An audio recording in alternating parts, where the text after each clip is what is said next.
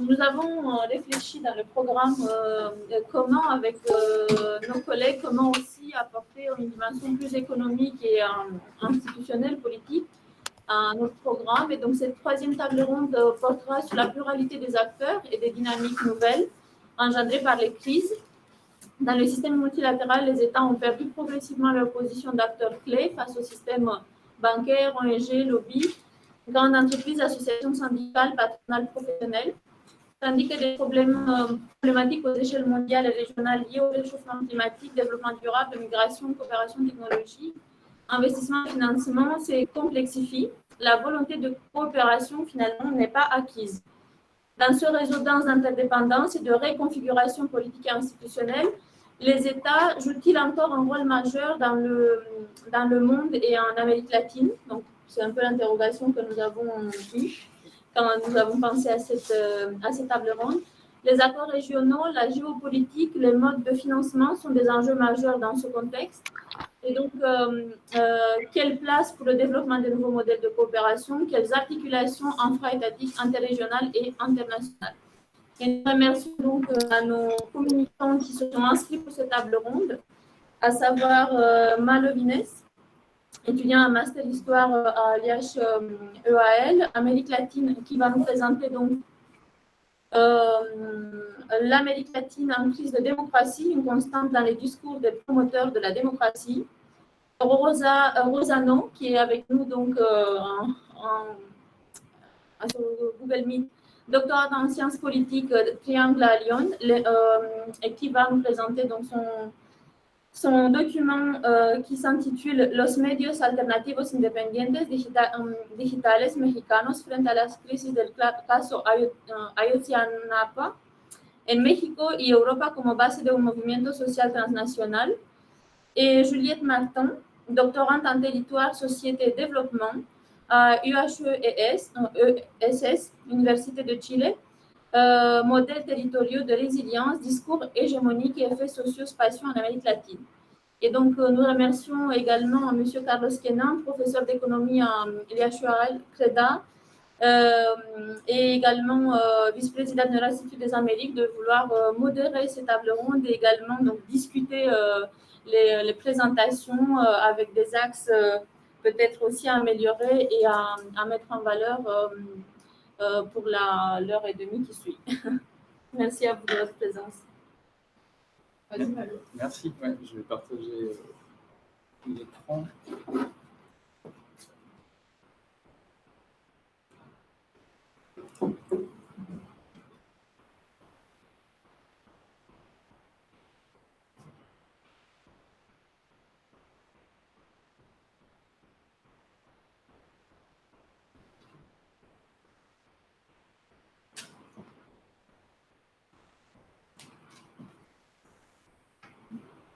Très bien, merci pour l'introduction et merci pour l'organisation de cet événement qui, on l'imagine, doit être déjà compliqué en temps à peu près normal. Donc là, bravo pour cet effort collectif et c'était effectivement très enthousiasmant toute la journée d'écouter les interventions et les échanges. Je vais juste enlever mon masque.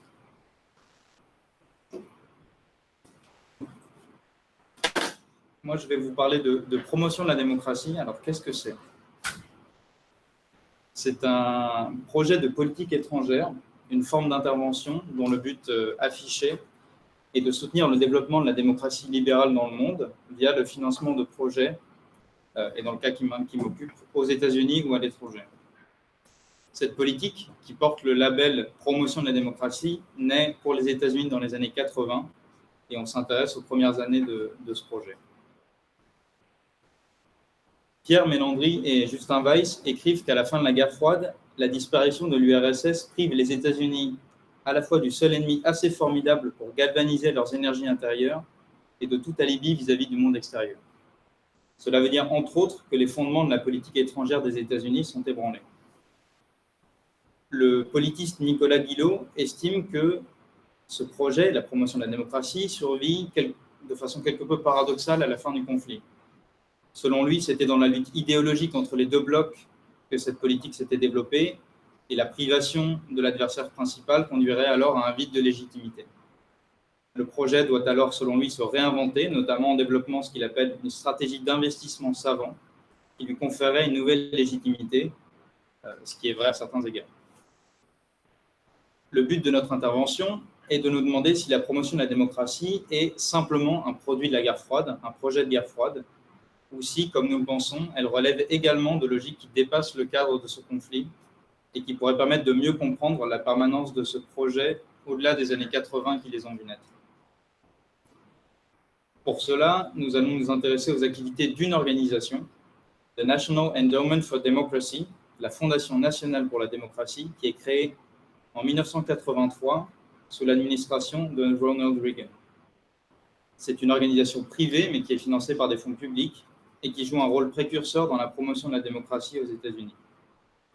Et plus précisément, comme étude de cas, nous allons nous arrêter sur le rapport de la NED à l'Amérique latine, l'une des régions qu'elle cible dans ses activités. Dans un premier temps, on présentera la façon dont la NED envisage la démocratie de façon générale, puis on s'arrêtera sur ce que recouvre la catégorie Amérique latine pour l'organisation, et enfin, on montrera que la démocratie en Amérique latine est présentée par la NED comme éternellement fragile ou éternellement sur le point d'advenir dans les années 80.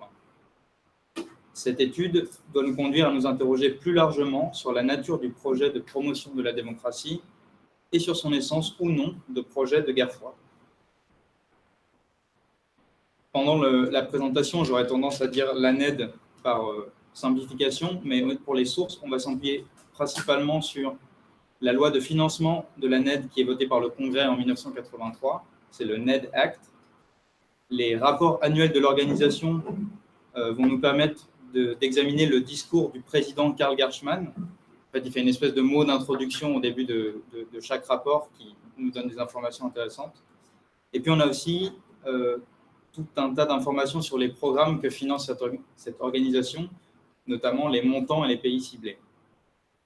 Enfin, nous mobiliserons également le contenu de projets académiques qui sont liés directement à la NED, la série de volumes Democracy in Developing Countries, une étude menée sous l'égide de la NED par Larry Diamond, Seymour Martin Lipset et Juan Linz, et publiée en 88-89. Et enfin, la revue du Journal of Democracy, qui est fondée par la NED en 90. Les activités de la NED s'appuie sur une conception libérale et vague de la démocratie. De manière générale, démocratie est un concept très polysémique qui porte une confusion à la fois théorique et historique, car d'un côté, théoriquement, même une définition large a tendance à faire débat, et historique, car le thème a été utilisé pour caractériser des communautés politiques très diverses. La démocratie dont la NED se fait le porte-étendard, c'est la démocratie libérale. Libérale politiquement, avec la défense d'un système multipartite, des élections et la compétition libre, et libérale économiquement, la défense d'une économie de marché, d'une ouverture des frontières aux produits et aux investisseurs. Les deux vont résolument ensemble pour ceux qui la défendent. Si on examine les objectifs de la NED dans la loi de son financement, on peut retenir l'importance accordée au secteur privé comme acteur de la promotion de la démocratie, l'attention qui est portée au processus et aux institutions démocratiques et le souci de renforcer la présence états-unienne à l'étranger. Les 6 missions de la NED et la conception de la démocratie qui en découle sont tout de même assez vagues. On n'a pas de définition précise de ce qui constitue, par exemple, une institution démocratique, un groupe démocratique ou encore un processus électoral. Cette démocratie, elle se définit également dans un rapport d'opposition comme contre-modèle face au communisme dans un contexte de guerre froide. En effet, la NED est une fondation créée durant ce conflit sous l'administration de Reagan, et si aujourd'hui ses représentants affirment qu'elle n'a jamais été simplement anticommuniste, l'affrontement des modèles est en réalité très explicite dans les mots de son président, Karl Gershman. En 1985, par exemple, il écrit qu'il regrette la trop longue absence des États-Unis dans la construction d'une alternative démocratique.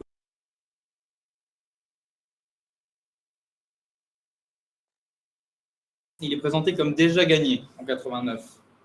Dans la préface des volumes Democracy in Developing Countries, on peut lire que, d'après ses auteurs, la démocratie est le seul modèle de gouvernement ayant une large légitimité et un attrait idéologique dans le monde d'aujourd'hui. C'est la rhétorique de la fin de l'histoire formalisé également par Francis Fukuyama la même année. Selon la NED, l'une des preuves, avec beaucoup de guillemets, de cette victoire de la démocratie résiderait dans l'émergence d'une sorte de communauté mondiale de démocrates. Karl Gershman évoque en effet abondamment les démocrates du monde entier, ce qu'il appelle le mouvement démocratique mondial. Les gens aspirent à la démocratie, ajoute-t-il encore. Mais cette communauté que la NED imagine n'est pas conçue comme homogène. Il subsiste une différence fondamentale entre le « eux », les groupes démocratiques indigènes à soutenir, et le « nous » que représente la NED, c'est-à-dire l'Occident, mais en particulier les États-Unis, dont proviendrait la démocratie. Dans ses travaux, le philosophe Florent Guénard, qui s'est également intéressé à la NED, suggère que les années 80 sont un moment de bascule important. Jusque-là, les défenseurs de l'idée d'une démocratie universelle ont toujours dû faire face à la difficulté de proposer le modèle de cette universelle. Et désormais, cette tension historique entre universel et spécificité locale serait évacuée de façon simpliste par les acteurs de la démocratisation. C'est sa thèse. Et en effet, dans les discours de la NED, l'universel et le local cohabitent de façon paradoxale, voire contradictoire.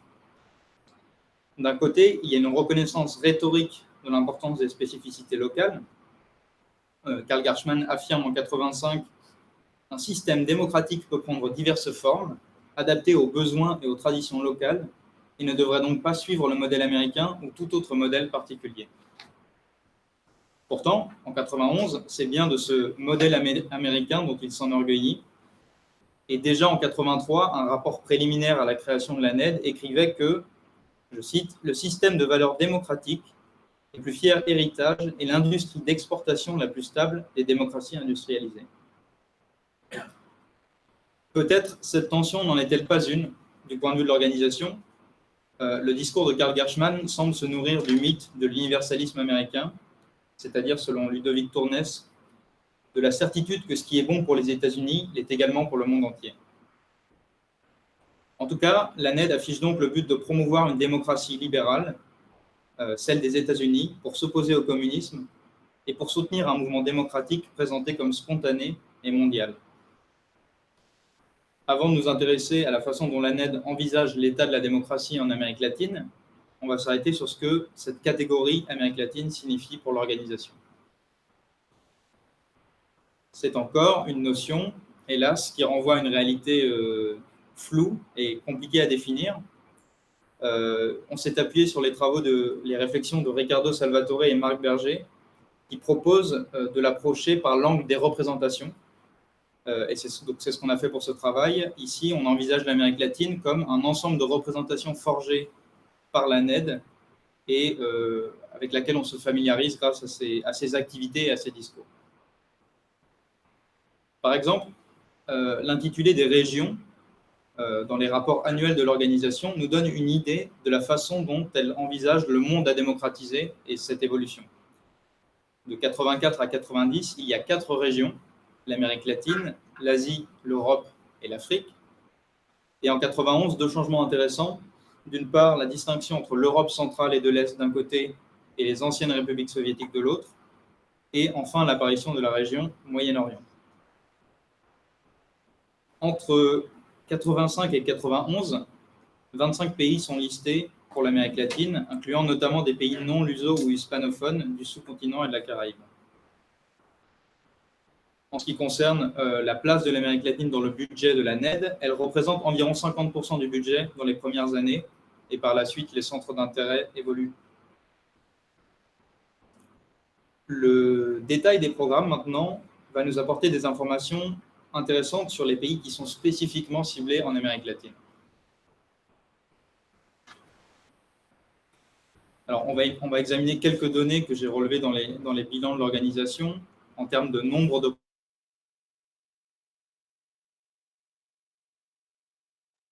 pour le cheminement du financement de la NED, qui est une espèce d'entremêlement d'institutions, mais on pourra y revenir si la question vous intéresse. Alors ça, c'est juste pour donner une idée du type de travaux, des données brutes que j'ai utilisées, qui est issu des rapports. Si on regarde le nombre de programmes juste la quantité de programmes par pays sur l'ensemble de la période, on constate que les programmes dits régionaux sont les plus nombreux, suivis par le Nicaragua, le Chili, le Paraguay et l'Argentine.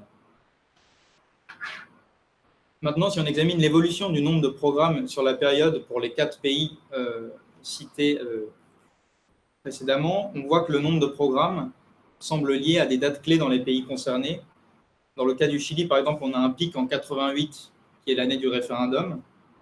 Pour le Nicaragua, le pic a lieu l'année précédant les élections de 90. Et enfin, si on passe maintenant au montant par pays sur l'ensemble de la période, on s'aperçoit que le Nicaragua passe devant les programmes régionaux et l'Argentine devant le Paraguay également. Donc c'est important de regarder toutes ces dimensions un petit peu en parallèle. Si on fait le bilan général, on voit que le montant des financements peut varier de façon très importante. En 90, le montant maximum de la période est alloué au Nicaragua pour un seul programme à hauteur de 6,2 millions de dollars. Je précise, d'un point de vue méthodologique, n'étant pas économiste, je n'ai absolument pas fait d'ajustement d'année en année, notamment sur l'évolution du cours du dollar. Donc, s'il y a des retours méthodologiques là-dessus, je serais heureux de les entendre. Mais ça permet quand même d'avoir quelques tendances intéressantes des grandeurs. Pour comparer, si on voit l'évolution de l'USAID en Amérique latine, on constate un certain alignement entre la NED et donc l'USAID en général, un alignement chronologique, puisqu'on a cette vague des années 80 pour l'Amérique latine, et un alignement stratégique avec l'importance de l'Amérique centrale et du Nicaragua.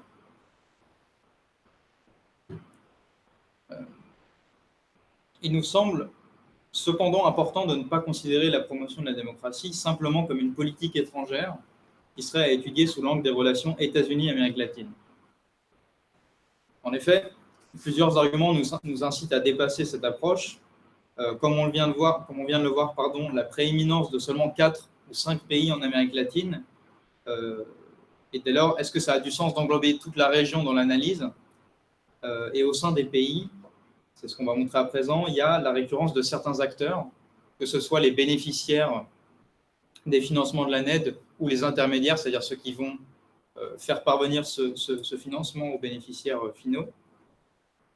Sans rentrer dans le détail une nouvelle fois, j'ai fait cette liste des bénéficiaires et de leur récurrence, ainsi que des intermédiaires.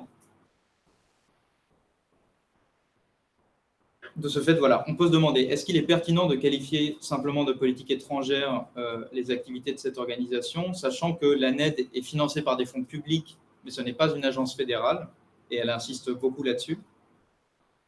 De plus, les liens qu'elle contribue à développer en Amérique latine, comme ailleurs dans le monde, sont ceux d'un organe privé avec en majorité des acteurs du secteur privé. Après avoir donc examiné la façon dont la NED considère la démocratie et sa représentation d'une Amérique latine, je vais m'arrêter sur la perception de l'organisation de la démocratie dans la région, et on va voir qu'elle porte à la fois un message optimiste et prudent. En résumé, c'est l'idée d'une fragile avancée de la démocratie qui prime. Je ne lis pas les citations, mais ça revient en 84, en 88, en 91. On a en fait 2 arguments en tension dans la rhétorique de la NED. D'un côté, l'idée que la démocratie progresserait en Amérique latine, et de l'autre, un appel à rester éternellement vigilant. Les démocraties sont jugées fragiles, elles pourraient s'effondrer, ce qui n'est pas sans rappeler la vision historique que les États-Unis ont bâti des républiques du Sud dès la fin du 19e. Ce discours de la NED sur l'Amérique latine est aussi un discours sur elle-même. C'est-à-dire que pour se légitimer, elle semble devoir jongler entre, d'un côté, l'affirmation d'un bilan positif présumé, elle ferait un travail efficace, et le retour permanent d'un retour en arrière démocratique. De cette façon, elle réaffirme constamment l'utilité et même la nécessité de son existence aux États-Unis. Après avoir dit cela, on peut se demander si ce type de discours est spécifique à l'Amérique latine. La réponse est non. L'idée d'une vigilance éternelle n'est pas un discours propre à la région, comme cela est posé dès 1984 par Karl Gershman. Cependant, c'est vrai que l'Amérique latine a une importance particulière pour la NED dans les premières années d'exercice de l'organisation. D'abord, nous l'avons montré, la région est celle qui pèse le plus dans les premières années en termes de montant brut. Mais d'autre part, peu importe finalement que cette catégorie Amérique latine occulte un accent qui est mis seulement sur quelques pays, ça n'empêche pas les représentants de l'organisation de mobiliser cette catégorie régionale dans ces discours. Peut-on expliquer la centralité de l'Amérique latine dans l'agenda de la NED autrement que par un alignement idéologique et politique bien réel qui existe avec l'exécutif? Pour la jeune organisation, il pourrait s'agir d'asseoir sa place en se concentrant sur une région qui répond aux priorités de la politique étrangère du moment pour faire face à une opposition qu'elle rencontre aux États-Unis dès ses débuts. Elle est assez critiquée et elle continue à être critiquée, mais plutôt que même un an après sa création, elle a des problèmes avec ses financements, notamment au Congrès. Et donc, pour finir dans cette réflexion plus large sur la nature de la promotion de la démocratie, j'aimerais signaler des similitudes qui existent entre le discours politique et le discours qu'on pourrait qualifier de savant produit par la NED. C'est une organisation qui, très tôt, met en place des activités de type académique conçues comme contribuant à la promotion de la démocratie. Il nous semble que cette organisation constitue dès lors un terrain propice à l'étude de la rencontre entre la promotion de la démocratie et les democratization studies qu'elle contribue à développer. Si on s'intéresse à la convergence des discours produits par ces deux champs, on peut relever par exemple ce thème de la vigilance qui est partagé.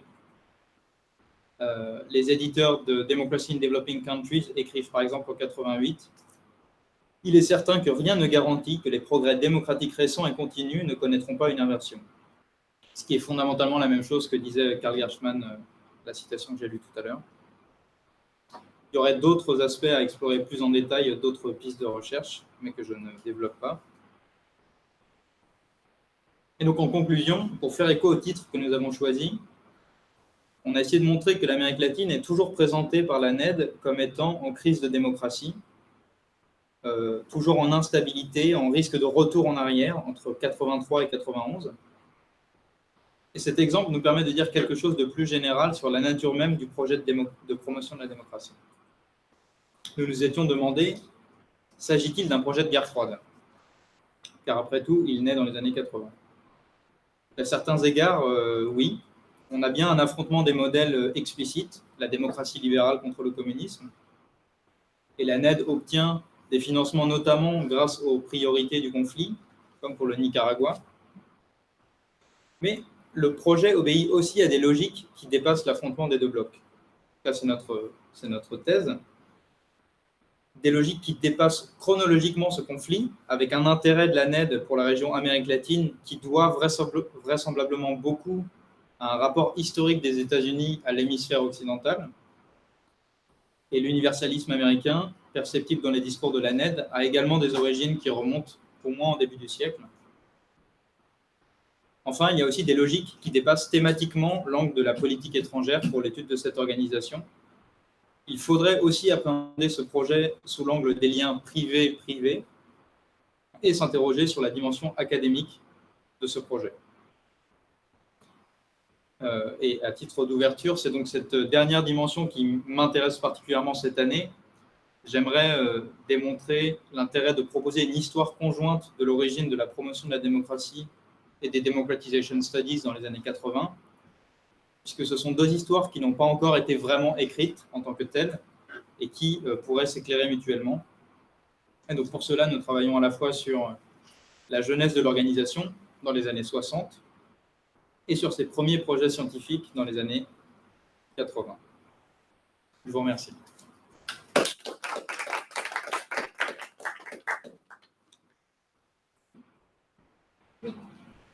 Merci pour ta présentation, Malo. On va donner la parole à Rosa. Rosa, tu nous entends? Hola, buenas tardes y bueno, buenos días acá desde México. Muchísimas gracias por la organización de este evento.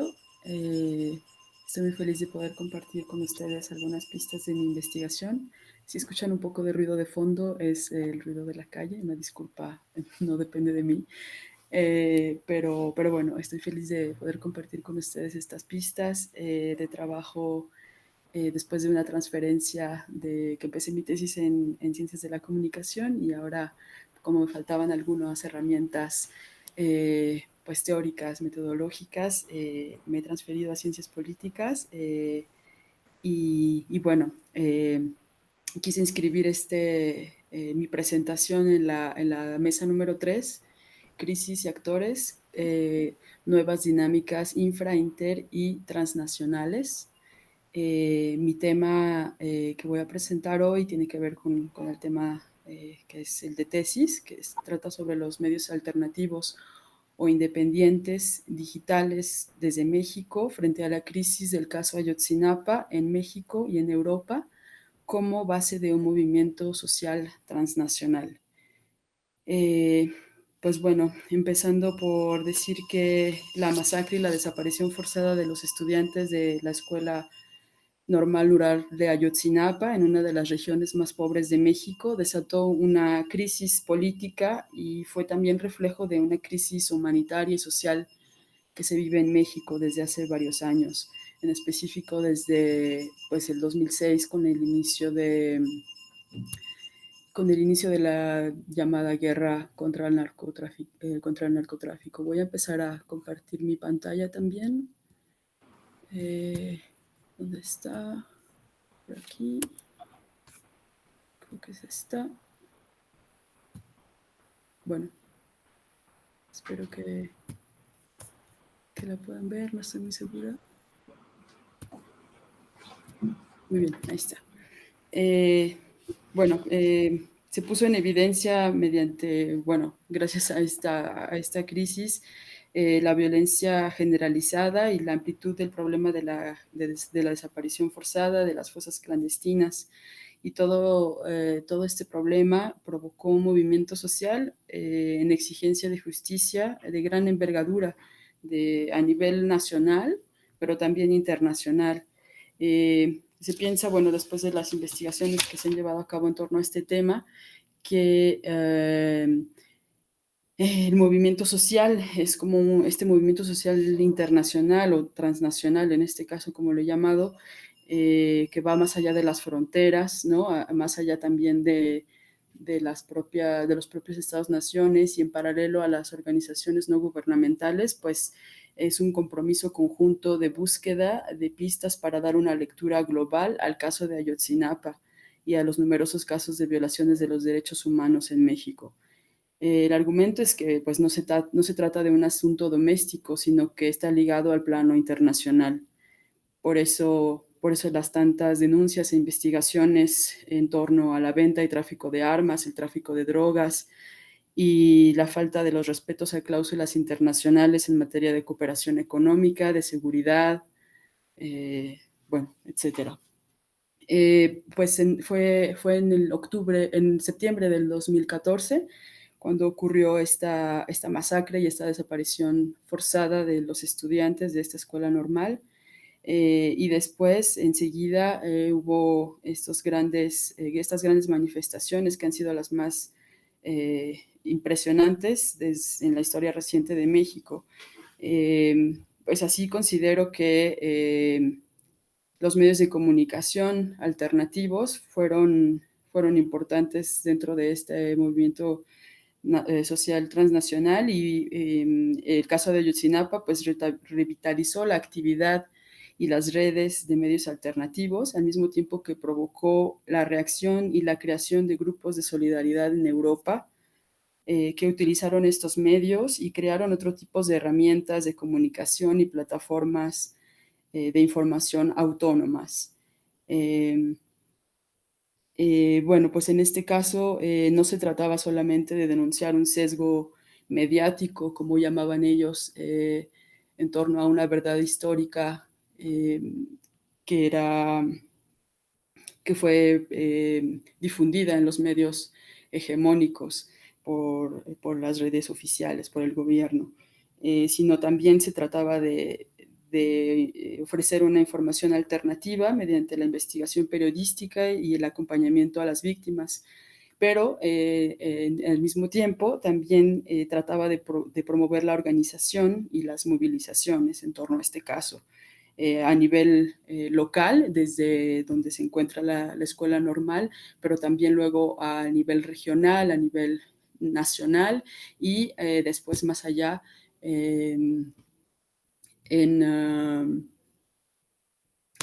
más allá de las fronteras, ¿no? Entonces, pienso que la movilización de estos medios alternativos en vínculo con los distintos grupos activistas y solidarios constituyeron una de las expresiones organizativas del movimiento social que todavía está vigente porque el caso no ha obtenido justicia. Las familias, los estudiantes no han obtenido justicia hasta el día de hoy. Pues bueno, decir que desde hace varios tiempo me intereso en los llamados medios alternativos y a la comunicación política que forma parte de los repertorios de acción colectiva y en este caso en específico, durante los 3 primeros meses de las movilizaciones en torno al caso Ayotzinapa en México y en Europa. Un movimiento de medios alternativos como una resignificación de este caso, como decía hace rato, tanto a nivel local hasta el nivel transnacional. Pues bueno, mi investigación trata de poner de relieve la participación de estos medios en las coyunturas políticas y las movilizaciones sociales. Y bueno, me propongo, pues en continuidad con las investigaciones sobre medios alternativos y movimientos sociales, analizar las prácticas periodísticas propias, así como la incidencia en la construcción de nuevas dinámicas entre estos medios de comunicación y la diáspora mexicana y grupos solidarios en Europa. Pues bueno, como comentaba hace rato, los ataques contra los estudiantes fueron pues una ventana que evidenció la violencia y la impunidad generalizadas y bueno, las manifestaciones que se dieron hasta Europa, ¿no? El repertorio de acción colectiva en Europa y a través del mundo fueron muy, muy diversas durante estos 3 primeros meses, es decir, desde octubre hasta diciembre del 2014. Y bueno, entre ellas se encuentran manifestaciones públicas en coordinación global, concentraciones en las embajadas y los consulados mexicanos, expresiones de apoyo enviadas a las familias y a los estudiantes, como fotos, audios, correos, mensajes, poemas. También pues, se realizaron cartas y peticiones en exigencia de justicia hacia el gobierno mexicano en plataformas como change.org o abas.com y en sitios de colectivos independientes que buscaban la adhesión de académicos, artistas y miembros de la sociedad civil a nivel nacional e internacional.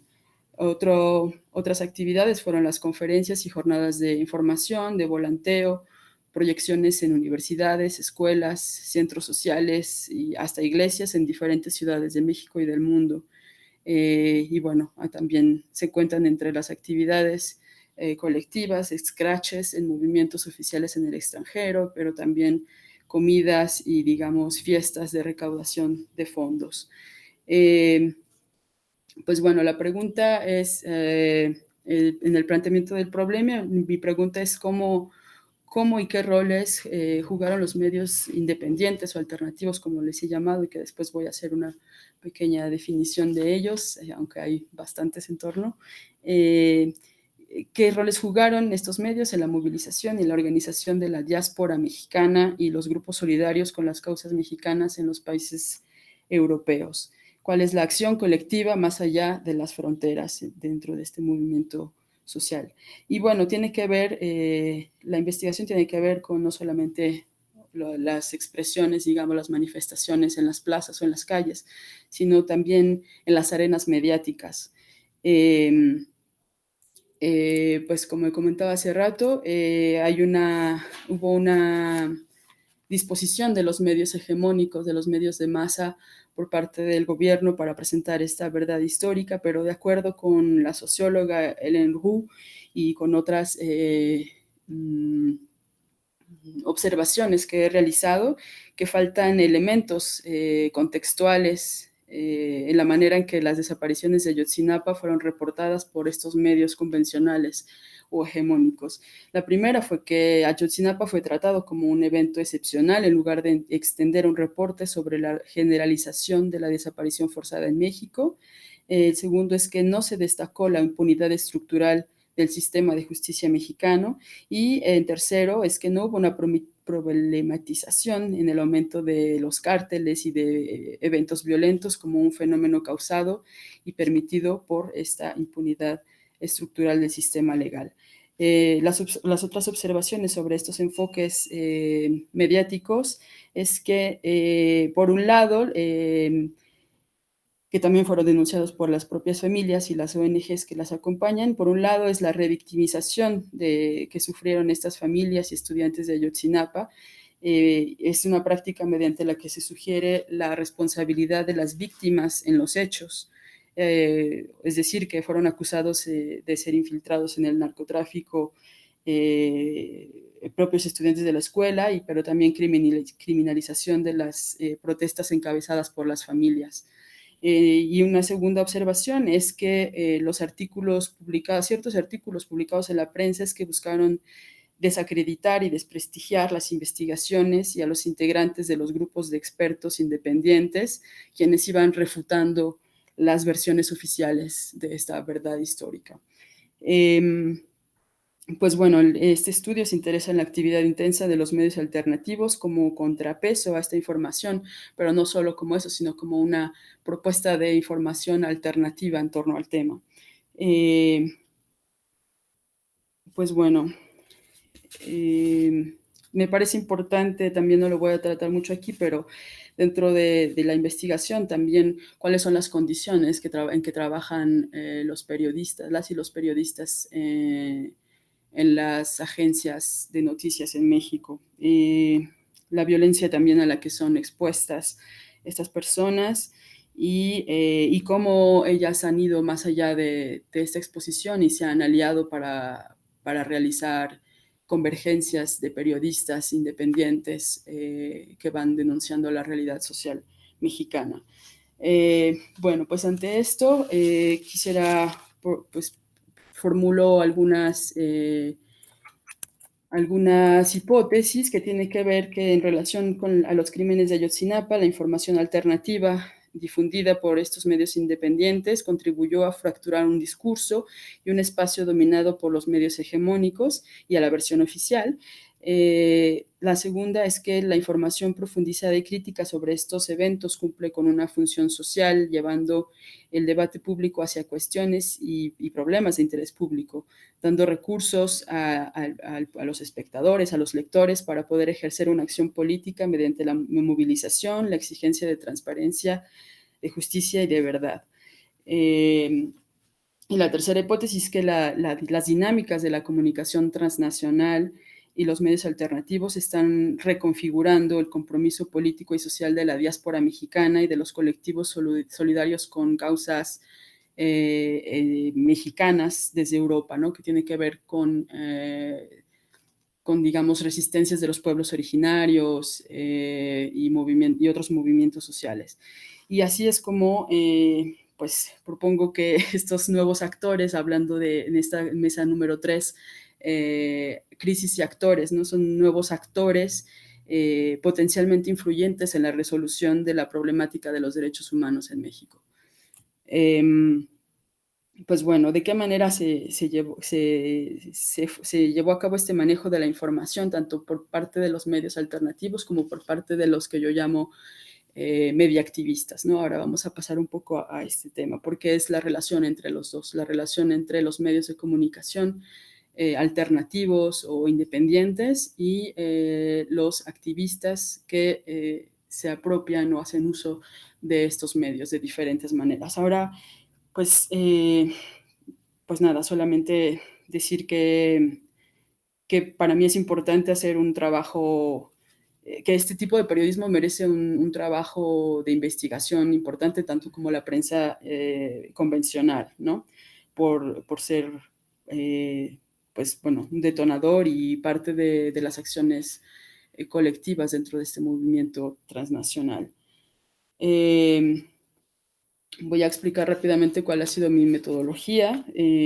Pues mi trabajo se apoya en la articulación de métodos múltiples como la investigación documental, el registro de contenidos mediáticos de sitio web 2.0, de los medios alternativos estudiados, la observación etnográfica directa y participativa y una campaña de entrevistas semidirigidas.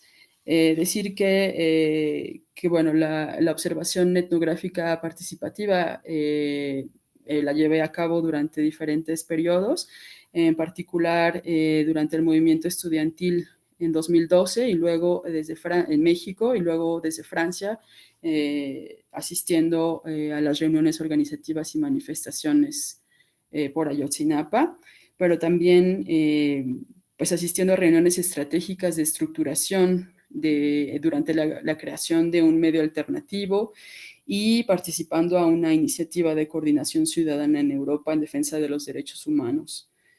Todas estas, digamos, observaciones participativas y bueno, la movilización me permitió pues tener acceso a reportes y registros de conferencias de ONGs y de grupos activistas mexicanos y europeos, comunicados de prensa, folletines, y bueno, registro de medios mexicanos y extranjeros sobre el caso Ayotzinapa. Durante este tiempo me encontraba en Francia todavía. Y luego la campaña de entrevistas, pues la llevé a cabo con colaboradores de 7 medios alternativos e independientes en México. Están aquí en la imagen que muestro, periodistas de a pie, es más bien un medio, digamos, de periodistas profesionales, pero que han salido de la prensa convencional, y luego los demás son más, digamos, medios autónomos, alternativos, Subversiones, Rompeviento, que es una televisión en línea, Desinformémonos, Somos el Medio, Más de 131, La que Huelga Radio, como diferentes que estaban, bueno, compartiendo diferentes tecnologías, ¿no? Desde lo audiovisual hasta lo propio de la radio, pero también con acceso a web.0. Entonces, pues estas fueron las entrevistas con los medios alternativos y después también realicé entrevistas a 22 activistas encargados de comunicación dentro de los colectivos solidarios europeos con la causa de Ayotzinapa en ciudades de Alemania, Austria, Bélgica, España, Finlandia, Francia, Italia, Suecia, Suiza, Reino Unido y Países Bajos. Bueno, pues esto me ha permitido hacer un poco, revisar un poco las características de estos medios y también de estos colectivos en Europa.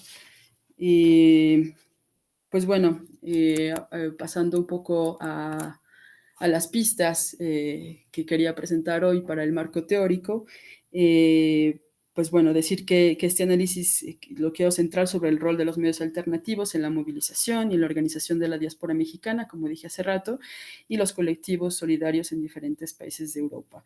Para esto, pues quiero utilizar el término de mediaactivismo, usado y acuñado por diferentes autores. Y en este caso quiero pues nombrar a Grandjean y Cardon, que explican la relación entre los medios y los movimientos sociales, y este término propone para ellos la producción de información como una cuestión de lucha en sí misma dentro de un repertorio de acciones colectivas de los movimientos sociales.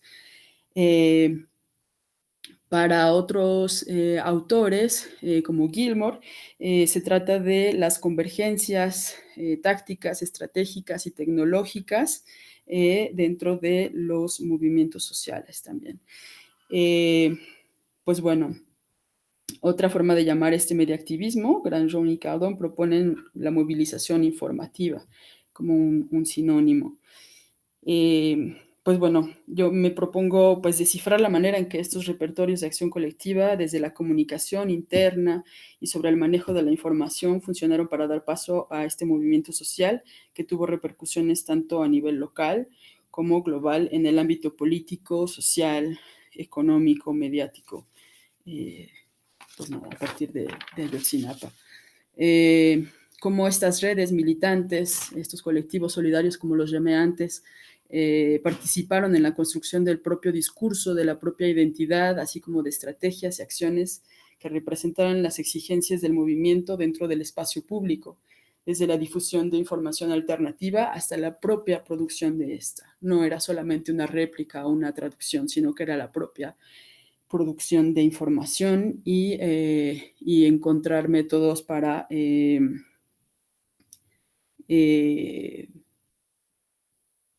producirla también.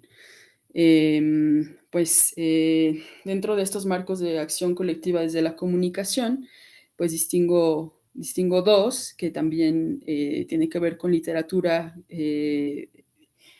de Granjon y Cardón, pero también de Ferrón y de Guiomar Rovira. Por una parte, pues hablar de una estrategia o crítica antihegemónica que tiene que ver con la propia denuncia de los efectos de los monopolios en la producción de la información y la creación de un contrapoder. Pues en este caso, Ferrón lo llamaría más bien corrección simbólica, cuya lógica consiste en corregir a los medios de comunicación dominantes mediante la publicación de contrainformación. En este caso, pues hay una confrontación, digamos, contrapeso, contrainformación, pues ahí ya hay una confrontación.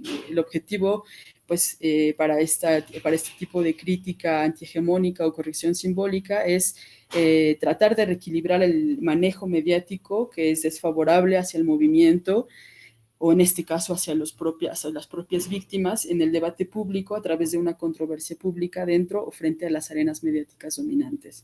En un segundo tiempo, pues distingo la crítica expresivista, como la llama Ferrón, lógica de compensación simbólica. En este caso no hay una confrontación directa, sino más bien se trata de acceder a instrumentos de emancipación y de reapropiación de la palabra en la creación de una nueva opinión pública y de una cohesión social alternativa. Para Ferrón, la construcción de estas arenas públicas están fuera de lo institucional, fuera de las reglas y de las posturas que caracterizan a la prensa convencional, digamos. Y bueno, en este tipo de lógica se trata de otorgar legitimidad a actores o ideas que han sido desacreditados por los grupos dominantes. En este caso, pues los medios hegemónicos, pero también el discurso oficial por parte del gobierno, ¿no? Pues bueno, aquí ya no hay una confrontación, sino que se trata de no pelear dentro de las arenas mediáticas, sino construir diferentes. Y eso, construir espacios autónomos de producción y de difusión de información y de puntos de vista. Sobre la cuádruple A, que la ha propuesto Dieter Rucht, pero que la ha retomado la socióloga Guiomar Rovira, hay 4 tipos de reacciones frente a la omisión mediática de los movimientos sociales. Las 4A corresponden a la abstención, el ataque, la adaptación y las alternativas. Bueno, en este caso, pues un poco también se pueden repartir entre la crítica antihegemónica o corrección simbólica o la crítica expresivista o la lógica de compensación simbólica, ¿no? En el caso de la abstención, pues ocurre cuando un movimiento detiene sus tentativas de incidencia en los medios dominantes. En este caso, pues entra dentro de la crítica expresivista, no hay una confrontación. La aceptación es la decisión de seguir las reglas y los criterios de los medios con el fin de figurar en su agenda y de obtener una cobertura a pesar de las condiciones desfavorables. El ataque mediático es una reacción activa y a veces radical en contra de los medios. Ahí sí hay confrontación y entraría dentro de la crítica antihegemónica o la corrección simbólica, que bueno, en este caso a veces no es tan simbólica porque pues hay ataques físicos, ¿no? también. Y la última opción es la creación de alternativas comunicativas cuyo objetivo es compensar el sesgo, el silencio o la ignorancia mediática. En este caso, pues entraría dentro de la crítica expresivista o la compensación simbólica. Pues bueno, se han constatado, bueno, hemos constatado la mezcla de todas estas actividades, tanto la abstención, los ataques, la adaptación y la construcción de alternativas dentro de los repertorios de acción colectiva del movimiento social por Ayotzinapa.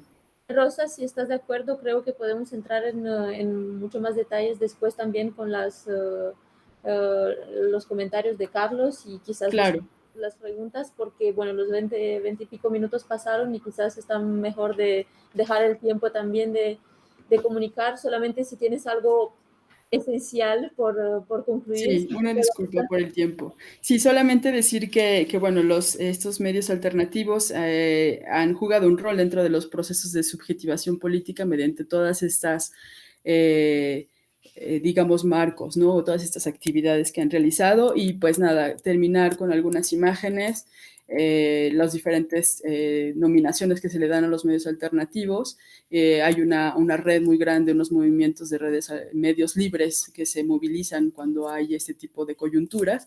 Y bueno, nada, aquí había unos ejemplos, pero terminar con esta parte de que, bueno, el asunto de Ayotzinapa en cuestión de derechos humanos no es un asunto doméstico y que todas estas redes transnacionales, tanto de activistas como de medios alternativos de comunicación, pues han aportado a la lectura global de este caso, ¿no? Y pues y al proceso de emancipación, digamos, y de construcción cognitiva sobre las problemáticas locales mexicanas y la búsqueda de una estrategia en el establecimiento de vínculos con otros referentes globales.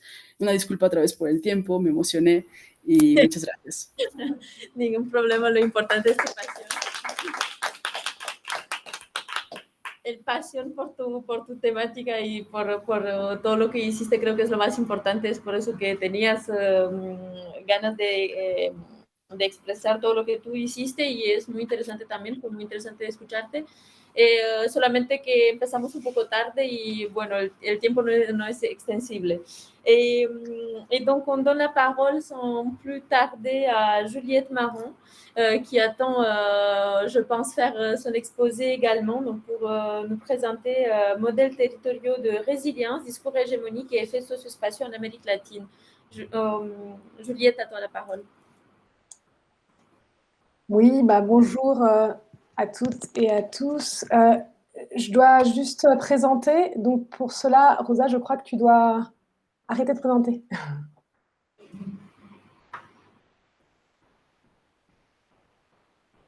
Listo, gracias. Súper, muchas gracias. Voy a tratar de poner la presentación. Bonjour, moi je suis actuellement à Santiago, Chili. Et je vais vous présenter, c'est la première fois que je présente en français mon projet de thèse. C'est un projet de thèse doctorale qui est faite entre l'Université du Chili et maintenant, depuis peu, en co-tutelle avec le HESS. Et je ne sais pas si vous voyez ou pas encore la présentation. Pas encore. Alors, normalement, vous allez la voir bientôt.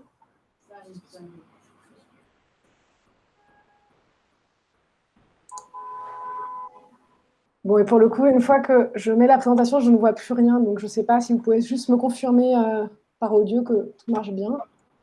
Alors, c'est encore noir, ça charge.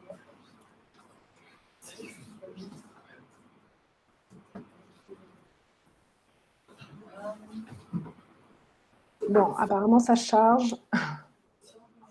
Alors, c'est pas en plein écran.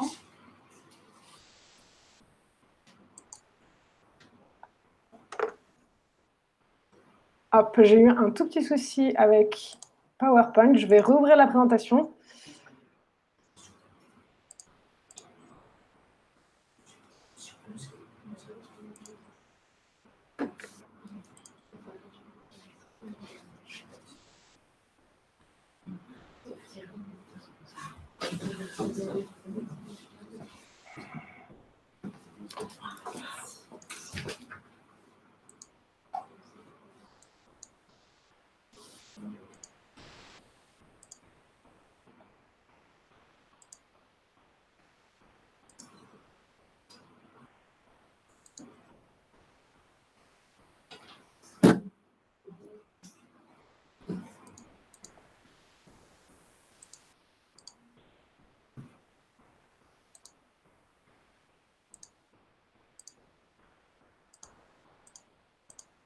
Là, ça revient.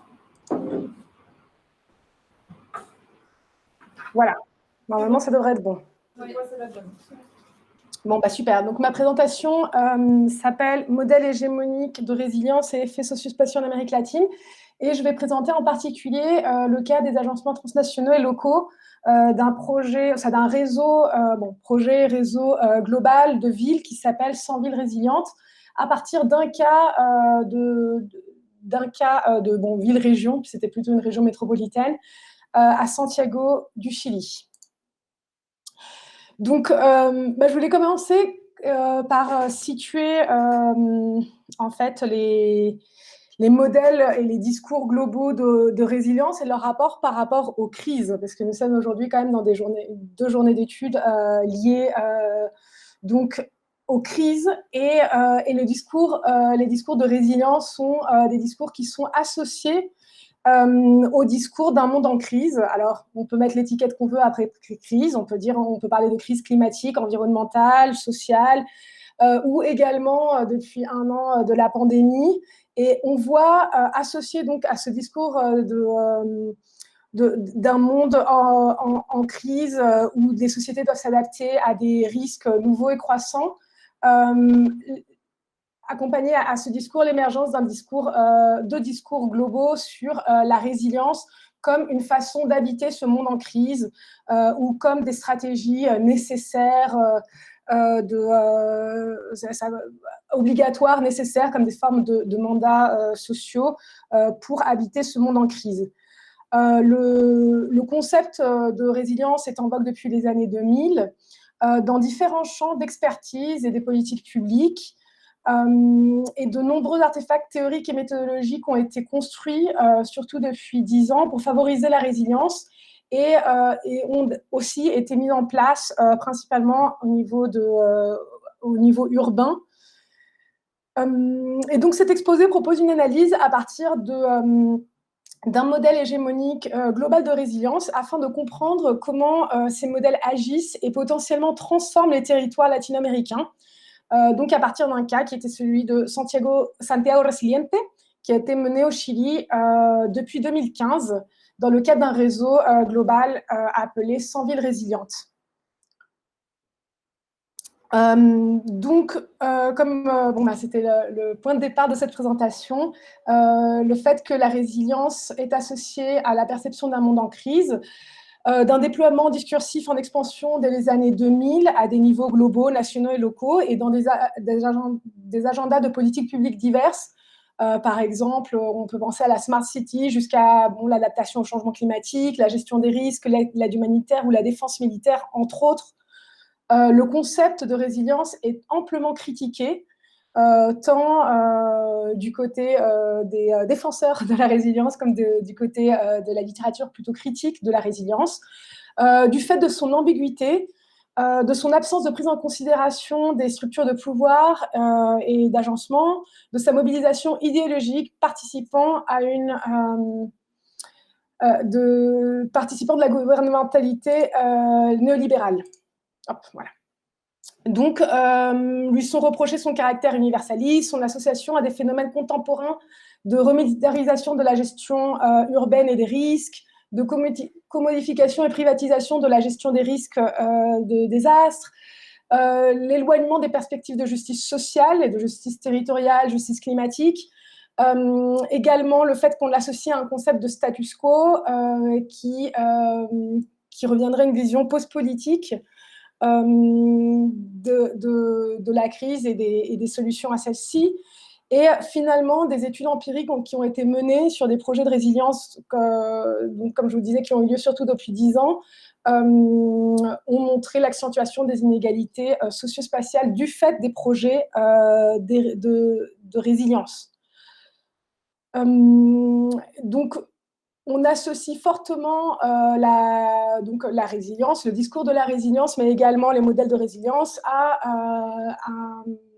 l'émergence d'un dispositif néolibéral global dans lequel la résilience traduirait une vision normative et post-politique, comme je mentionnais en introduction, associée à l'obligation d'adaptation de territoires en crise, et dans lesquels les initiatives de résilience pourraient renforcer ou créer de nouvelles inégalités socio-spatiales, alors qu'elles transforment des formes de gouvernance locale à partir d'orientations de réseaux transnationaux.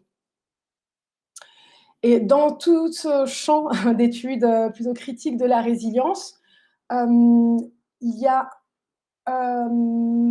les études ont plutôt porté sur la résilience en tant que discours et certaines études empiriques sur l'application dans des projets précis de mesures de résilience. Mais il existe un vide dans l'étude des modèles, c'est-à-dire de cet ensemble d'artefacts à la fois conceptuels, théoriques, mais également méthodologiques, les indicateurs, les métriques, etc., qui ont été construits et mis en place pour soit caractériser, soit décrire, soit également transformer, augmenter la résilience de territoires et en particulier de territoires urbains. Donc voici certains de ces modèles globaux. Donc peut-être que certaines personnes ici sont familières avec les modèles de résilience, mais il y en a certains qui sont très utilisés et connus. Donc celui que vous voyez ici en haut à gauche, c'est un modèle qui vient plutôt de la gestion des risques et qui a été, par exemple, pas mal discuté ici au Chili. Celui qu'on voit ici en haut à droite, c'est bon, une vision évidemment très schématique d'un modèle qui a été impulsé au Centre de résilience de Stockholm. Et celui qu'on voit en bas à gauche, ce cercle-là, c'est le City Resilience Wheel, qui est c'est également une vue schématique, mais d'un modèle conceptuel et méthodologique développé par une entreprise transnationale appelée Arup, et qui est le modèle qui a servi, qui sert, disons, de base pour le développement du projet de 100 villes résilientes qu'on va discuter ici plus amplement. Il faut savoir que la grande majorité de ces modèles... Nous avons un petit problème avec la présentation. Nous avons été déconnectés, on rallume le projecteur. D'accord. Je dois faire quelque chose ou je reste en attente?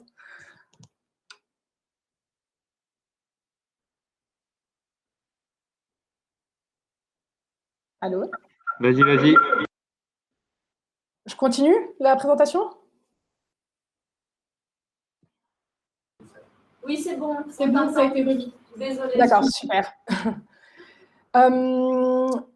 Bon, ce qu'il faut quand même comprendre, c'est que la grande majorité de ces modèles et même de la production scientifique et technique au niveau global est issue de centres soit de recherche scientifique, soit de recherche appliquée privée du Nord global.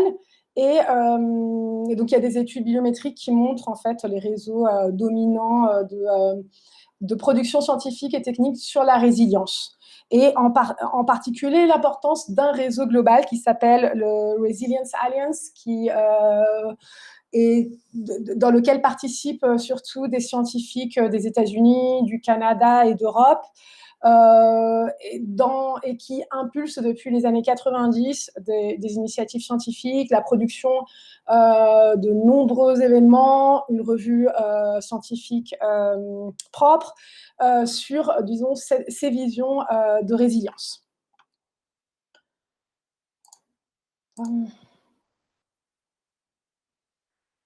Et bon, je vous parlais de ce réseau global scientifique et technique, disons, appelé Resilience Alliance, car c'est la base de ce travail scientifique qui a été utilisé par l'entreprise transnationale Arup pour proposer dans les années 2000, un modèle conceptuel, théorique, méthodologique et une batterie d'outils à la fois des indicateurs comme d'outils, par exemple, méthodologiques de participation dans des ateliers, dans des workshops, etc., qui est utilisé pour ce programme de 100 villes résilientes que je voudrais vous présenter maintenant.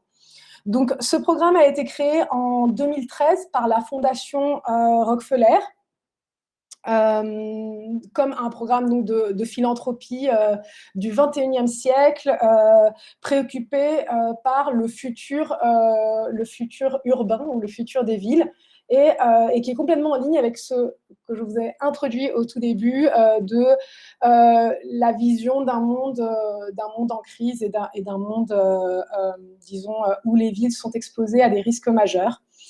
Ce programme proposait de distribuer 100 millions de dollars entre 100 villes afin de promouvoir la résilience urbaine et se situer à l'intersection de thématiques de globalisation, urbanisme et changement climatique. Alors là, normalement, vous pouvez voir les villes participantes du réseau 100 villes résilientes. La base du programme était de créer un réseau donc, entre ces villes ou régions urbaines, puisque certaines sont plus que des villes, c'est plutôt des régions urbaines, et des partenariats, notamment avec des entreprises globales comme Siemens, Veolia, Arup. Donc, pour participer au réseau, les villes devaient candidater. Une fois élues comme villes participantes du réseau, les villes se voyaient attribuer un financement d'1 million de dollars qui était exclusivement utilisé normalement pour embaucher un ou une responsable de résilience. Donc, un nouveau poste, une nouvelle catégorie professionnelle créée au sein des gouvernements locaux, donc soit des mairies ou des gouvernements régionaux, en fonction des différents projets, et qui s'appelait le Chief Resilience Officer, dont la principale responsabilité était de soit mener une équipe, soit de gérer le projet pour l'élaboration du principal produit de ce projet, qui était un document appelé Stratégie de résilience. Et pour cela, ils avaient une période de 2 ans pour mener le projet. Après les 2 ans, certaines villes choisissent de constituer des équipes de résilience et de continuer du coup à financer avec un financement public ces équipes, ou de l'intégrer à d'autres équipes, disons, des gouvernements locaux, ou tout simplement d'arrêter le projet. Donc, la continuité des responsables et des équipes dépendait de chaque ville.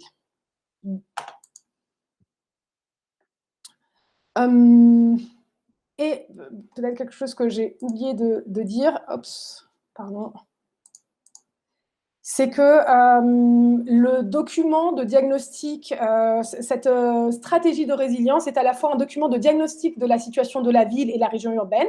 Donc, il propose une sorte de ligne base de bilan d'état des lieux de la ville, ainsi qu'une proposition d'orientation, de projets et d'actions publiques et privées que devrait mener la ville afin d'avancer vers un chemin donc, de résilience, et des exemples de best practices qui ont eu lieu dans d'autres villes du réseau, généralement.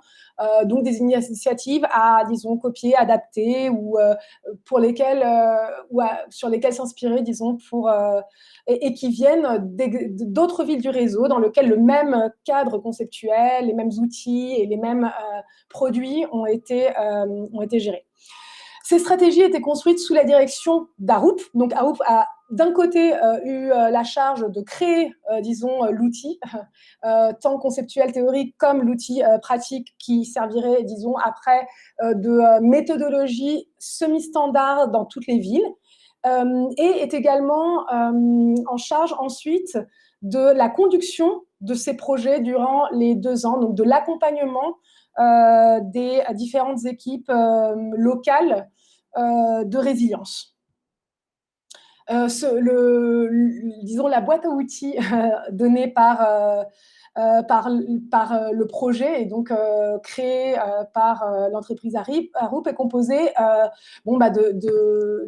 d'outils plutôt conceptuels et théoriques, comme la définition de la résilience, mais également d'outils d'implémentation, donc les agendas, les participations des différents acteurs, les convocations, les types d'activités, d'un outil de résilience urbaine qui permet donc de créer cet indicateur dans toutes les villes participantes. Et également d'invitation à des événements globaux, de capacitation ou d'entraînement des équipes municipales et de participation à des événements lancés non seulement au sein du projet, mais par les entreprises participantes et partenaires, disons, du projet. Donc voilà, ça c'est une vue un peu plus en détail de l'indicateur de résilience. Il est intéressant de noter que cet indicateur a été testé dans plus de villes que celles participantes dans le réseau 100 villes résilientes et se constitue comme un autre outil, disons, qui va au-delà du réseau et du projet de 100 villes résilientes et qui aujourd'hui devient un service urbain proposé par Arup ou par d'autres entreprises partenaires aux villes qui ont besoin de ce diagnostic. Donc, c'est la création, disons, d'un nouveau service urbain et de nouveaux services pour le marché, disons, de la résilience urbaine qui n'existait a priori pas avant les années 2000.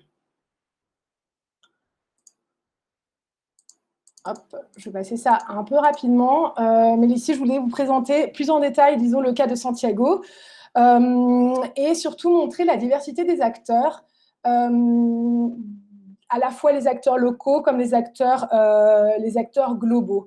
Dans le cas de Santiago, le projet a été présenté en 2013 par un groupe d'étudiants et étudiantes chiliennes d'architecture et de design à Harvard. Et il est intéressant de noter que ces personnes étaient déjà en contact et avec des liens assez étroits avec deux universités privées chiliennes qui ont eu des rôles importants. Donc, c'était l'Université Católica, la Universidad Católica et l'Universidad del Desarrollo, qui ont eu des rôles assez importants durant tout le processus du projet, tant de la candidature jusqu'à aujourd'hui. Avec le soutien de l'ancien délégué de la reconstruction post-séisme de 2010 et de l'autorité régionale de la région métropolitaine de Santiago. Donc, à partir de ces acteurs clés, le projet est présenté et admis comme ville participante donc, du réseau. À partir de 2015, commence cette période de financement de 2 ans avec la formation d'une équipe qui a été mise sous la tutelle donc du Chief Resilience Officer, mais également de l'entreprise Arup, qui participe, comme je vous disais, dans toutes les étapes de design et d'implémentation de ce projet, et également de l'université privée Universidad del Desarrollo, qui adopte un rôle de leader académique académique et universitaire du projet. Participent également de nombreuses entreprises globales et des entreprises, quelques entreprises locales, mais c'est plutôt des entreprises globales, les services publics, des services régionaux du ministère du Transport, d'urbanisme. Donc voilà, une figure en espagnol, mais qui montre également les acteurs qui participent, des ONG, en particulier des ONG qui s'intéressent soit au changement climatique, soit aux thématiques urbaines, et des corporations professionnelles. Il est intéressant de noter peut-être l'étendue, disons, des champs d'intérêt de cette stratégie de la résilience, qui se base, dans le cas de Santiago, sur 6 piliers, ou disons 6 secteurs ou 6 agendas prioritaires. La mobilité urbaine, l'environnement, la sécurité, la gestion des risques, le développement économique et l'équité sociale, équia sociale. Alors, parmi les premières conclusions de mon analyse, donc je ne l'ai pas dit avant, mais mon analyse de ce cas est basée sur une révision bibliographique en détail des documents du projet, une révision des événements en particulier en ligne ou documentés par la presse, d'observations participantes dans des réunions d'experts, et d'experts par rapport au projet Santiago Résilient ou au niveau global du réseau de 100 villes résilientes, et d'entretien d'entretien approfondi à des acteurs clés du réseau que je suis actuellement en train de développer. Et il y a 4 processus, 4 effets du projet Santiago Résilient que je trouvais intéressant de discuter avec vous aujourd'hui. Et qui disent relation, ça, qui sont en relation avec ces reconfigurations des acteurs sous couvert d'un discours ici donc de réponse à la crise, donc de la résilience comme réponse à la crise. Le premier est que la stratégie de résilience, ce document, donc je vous disais, c'est un texte, hein, c'est un document, c'est un livre, qui a priori le principal produit de ce projet, devient, 1 an après sa publication, un plan, donc un outil des politiques publiques, et validé comme plan opérationnel du principal outil de développement, d'orientation du développement régional chilien, qui est la stratégie régionale de développement. Et devient ainsi, d'une certaine façon, institutionnalisé et rentre donc dans les mécanismes de politique publique, ce qui lui attribue un rôle d'orientation des financements publics pour lequel la stratégie, a priori, n'avait pas initialement été conçue. Deuxièmement, la création d'une nouvelle équipe de villes résilientes au sein du gouvernement régional. Je vous avais expliqué que, disons, la continuité des unités de résilience dépendait ça dépendait de chaque ville. Et dans le cas du Chili, il y a une institutionnalisation donc, et une modification de la gouvernance locale avec une nouvelle équipe donc, de villes résilientes qui a à charge non seulement de continuer avec ce projet de la résilience, mais également, a priori, de mener des agendas liés au changement climatique et à des projets de villes intelligentes, de smart city. Le troisième processus que je pensais important de souligner est la création d'une expertise de la résilience, donc une nouvelle catégorie professionnelle, mais également donc, des personnes qui ont cette expertise à un niveau global, donc les Chief Resilience Officers, et qui sont des figures qui ont pris notamment du protagonisme depuis la pandémie. Et donc, on a un déploiement assez massif d'un réseau qui est issu du réseau 100 villes résilientes. Donc, c'est une transformation de ce réseau qui s'est appelé Global Resilience City Networks, qui aujourd'hui s'appelle Resilience City Network, et qui met en lien, disons, les Chief Resilient Officers. Donc, il y a eu la création d'une expertise qui consiste à savoir utiliser ces outils, ces modèles et à les mettre en place, ces outils et modèles donc créés par Arup initialement. Et cette expertise peut également être vendue, disons, dans le marché urbain de la résilience comme service de consultant pour que les villes postulent et soient introduites dans les réseaux globaux de résilience. Et finalement, un quatrième point important à souligner est la création d'un fonds de l'eau Santiago Maipo, c'est Fondo del Agua Santiago Maipo, qui est présenté comme une organisation indépendante, non partisane, multisectorielle, avec la participation des secteurs publics, privés, d'ONG, et dont le but est a priori de pouvoir créer une gouvernance de l'eau au niveau régional. Mais quelque chose de très intéressant à voir, c'est que ça a pu être mis en place grâce à l'action de l'équipe des villes résilientes et sous l'argument de cette stratégie de la résilience, donc avec une importante participation du secteur public régional, alors même que le fonds d'eau Santiago Maipo construit une gouvernance qui est exactement public-privé, c'est-à-dire avec un directoire où la participation d'entreprises, notamment d'entreprises transnationales comme Anglo American ou Nestlé, qui sont en plus des entreprises qui participent, disons, dans des conflits environnementaux en ce moment au Chili ou en Amérique latine, et qui sont en train de faire partie, disons, de ce fonds, sans qu'il y ait une remise en question ou une visibilisation des tensions et des conflits.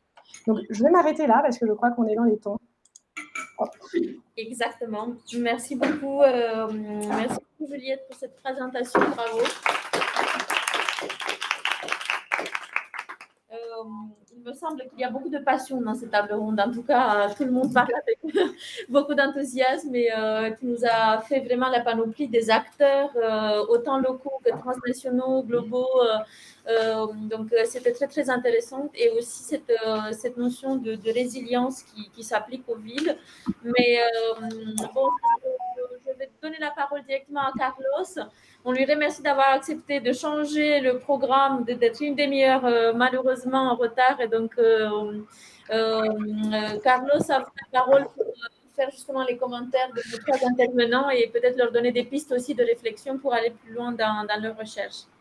Merci. Bien. Je ne sais pas si vous m'entendez. Oui, très bien. Bon. Et bon, en premier lieu, merci de m'avoir invité. C'est allô? C'est un plaisir de commenter, de peut-être essayer de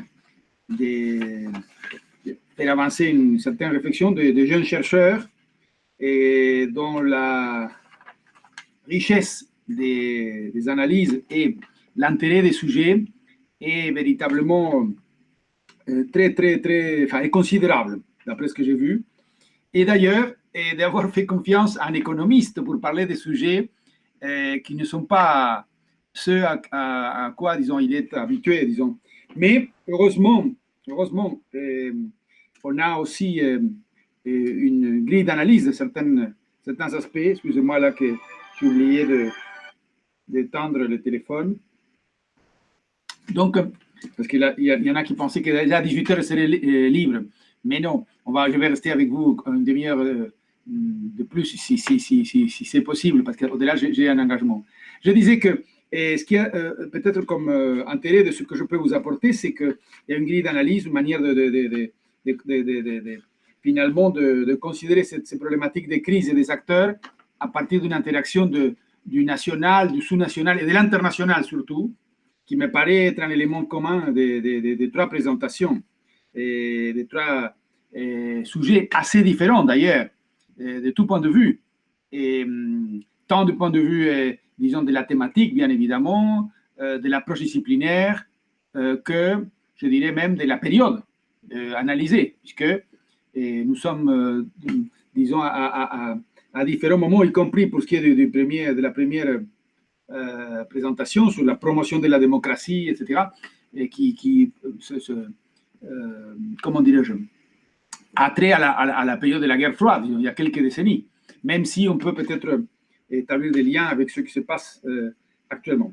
Alors, moi, ce que je vois dans les trois travaux en cours et que je pense qu'il est intéressant à soulever comme cadre analytique, peut-être que ça peut vous donner des pistes également pour vos recherches respectives. Je n'en suis pas sûr, mais en tout cas, moi, je vois que finalement, les acteurs déterminants dans les trois travaux en cours sont plutôt les acteurs internationaux, et plus que ou transnationaux, comme vous dites, et plus que les infranationaux ou les internationaux, même si l'inter, je ne sais pas bien ce que ça veut dire dans la définition. Mais bon, je suppose que ça veut dire international. Bon, international, transnational. Pourquoi? Parce que finalement, à ce niveau-là, appartiennent, je dirais, les réseaux au niveau des médias, ou les instances du type programme pro-résilience, etc., ou les programmes, encore une fois, promotion de la démocratie. Et ce dont il s'agit, me semble-t-il, c'est de voir finalement quel est l'impact national et local de ces programmes dans des domaines spécifiques, par rapport à des problématiques spécifiques, dans des conditions de crise. Ça, c'est important. Qu'il s'agisse de crises multiformes, variées, et ça, on est bien servi, disons, dans la période actuelle. Mais même il y a quelques décennies, la multiplicité des crises est une chose qui caractérise notre époque, à tel point qu'on se demande parfois si on n'évalue pas la notion même de crise. Mais crise des villes, et des mégapoles, enfin toute une variété de choses que l'on pourrait évoqué par rapport à la troisième présentation, des régions même, en termes, n'est-ce pas, disons, de crise de l'habitat, crise sociale, crise au niveau de répercussions sur l'environnement, mais aussi, on peut parler dans le cas du deuxième sujet, de crise, disons, de matière, n'est-ce pas, des droits de l'homme, hein, et d'aggravation des problèmes à ce niveau-là, ou crise, bien évidemment, de la démocratie dans le premier cas. Donc, moi, je vois cette perspective générale pour relier les trois travaux. Peut-être que, justement, ça peut vous servir d'éléments pour approfondir la réflexion, le fait que cette interaction de ces niveaux-là, avec l'international peut-être comme élément central, est une piste intéressante pour essayer d'appréhender. Ce n'est pas si surprenant que ça. Là, c'est plus l'économiste qui regarde un peu ça, puisque nous sommes dans une période où l'international est dominant. C'est la globalisation qui est le phénomène, je dirais, marquant de notre époque, même si, tout de suite, voyez-vous, la crise réapparaît.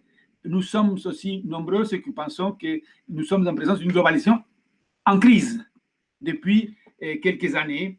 Au moins, je le regarde en économiste, depuis la grande crise financière, d'abord économique, après de 2008-2009, et aggravée par la crise sanitaire et économique globale déclenchée en 2020. Donc, une globalisation en crise, c'est-à-dire une globalisation qui n'est pas synonyme de dynamique de croissance soutenue, qui d'ailleurs ne progresse plus en termes d'internationalisation, c'est-à-dire les ratios commerce PIB mondial, commerce mondial, PIB mondial, ou investissement international sur PIB mondial marquent les pas, sont en stagnation depuis quelques années. Donc voilà pour la manière générale d'aborder la chose. Et après, évidemment, chaque travail est un univers en soi. Et moi, je dirais que, pour ne pas être trop long, pour ce qui est des derniers, je vais de la fin vers le début. Et ce qui m'a intéressé, c'est finalement que cette stratégie de résilience et ce niveau international a l'air de produire des résultats opérationnels locaux et nationaux, ce qui est intéressant. Et que, quelque part, au-delà de la comment dirais-je, de la pertinence de la notion même de résilience, que je partage certaines idées, c'est toujours eu cette idée que c'est une notion plutôt liée à l'idée de donner des réponses adaptatives face au phénomène de crise et non transformatrices, hein, adaptativa et non transformadora, pour l'essentiel. Mais dans les crises, il faut aussi parfois, il y a la possibilité de développer des dynamiques de transformation et parfois il faut s'adapter à ce que l'on ne peut pas, comment dire, aux effets, aux impacts. Et la capacité de transformation est limitée. Donc, pour limiter les dégâts, comme on dit en français, limitar los daños, ça permet de faire quelque chose, disons, hein, y compris dans la crise actuelle. Je suis de ceux qui pensent que dans un contexte comme celui de la crise sanitaire et économique globale, quand on parle du monde d'avant, du monde d'après, disons que le monde d'après, si on ne fait rien, va être, comme dit Edgar Morin, bien pire que celui d'avant. Sur plein d'aspects, on pourrait développer ça. Et ce qui est quand même une réponse presque transformatrice, c'est non pas d'essayer de promouvoir une stratégie pour mettre en place ce que nous voulons qu'arrive, mais une stratégie peut être aussi assez fortement basée sur l'idée de faire quelque chose pour éviter que certaines choses n'empirent. Et ça peut être très positif. Donc voilà.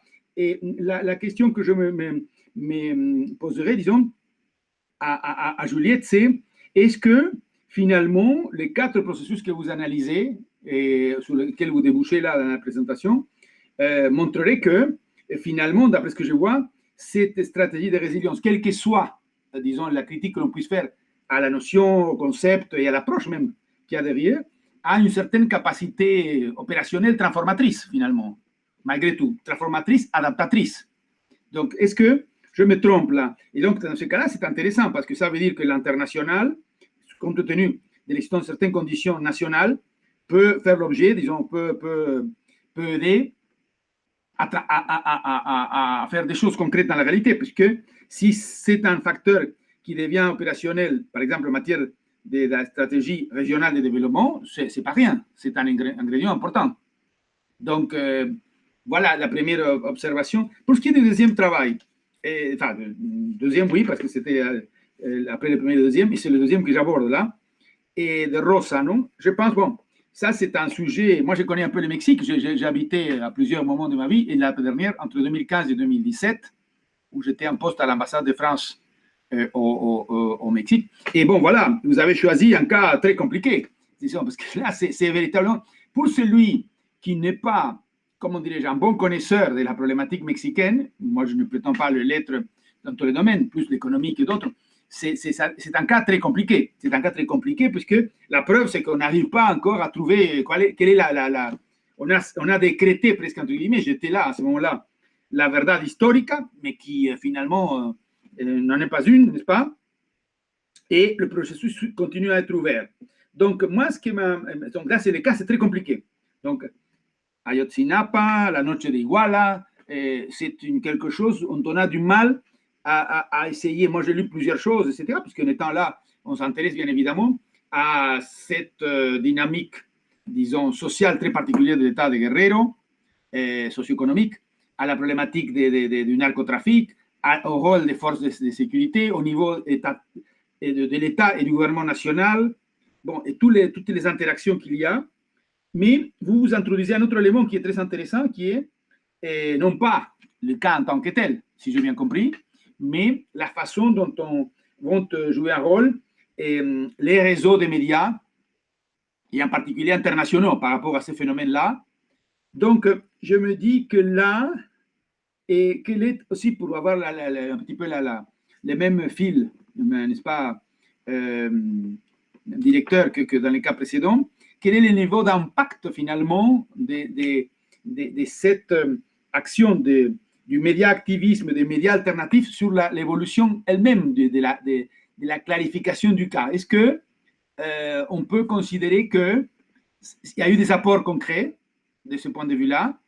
Et d'ailleurs, quel impact aussi sur l'opinion publique nationale? Moi, j'avoue que depuis 2-3 ans, je n'ai plus suivi comme quand j'étais là-bas, parce que là-bas, c'était un sujet bien évidemment important.